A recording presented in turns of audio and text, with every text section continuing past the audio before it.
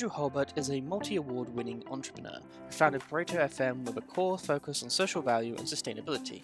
He is also the vice chair of the IWFM, which is recognised as the leading body for workplace and facilities professionals. We spoke to Andrew about how he got started in FM, measuring success in EDI, and what the future holds for Pareto FM. Please introduce yourself and tell us about your career story.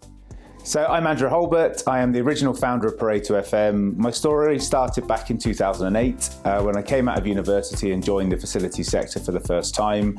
I joined a small business on a graduate scheme that eventually got bought out by a bigger business, and then I left that big business to start Pareto, and that's what I've been doing for the last 10 years or so.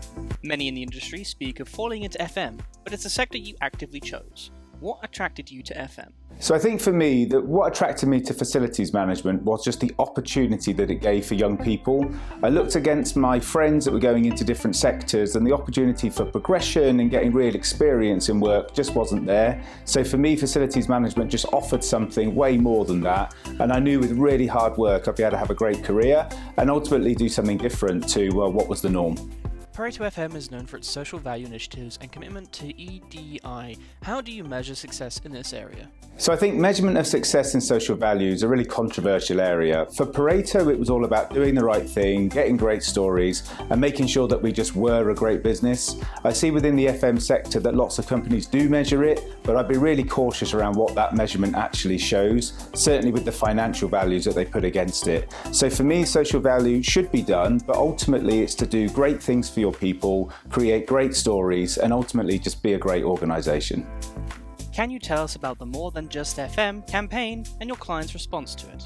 So More Than Just FM was something I came up with about 5 years ago, and it was the idea that in facilities management, often people just get looked at by their job role, and often their job roles weren't the most exciting roles, and often they'd be looked down upon. But what I knew was we had amazing people in our business that had passions way beyond what they did in FM. So we got a great photographer called Will Amlott, and he came and photographed our team members doing things that they loved. So this wasn't about FM, this was about them as individuals, being brilliant people, and ultimately having exciting things outside of facilities management. Our clients loved it, our teams loved it, and it's something I'm most proud of Pareto FM. What does the future hold for Pareto FM?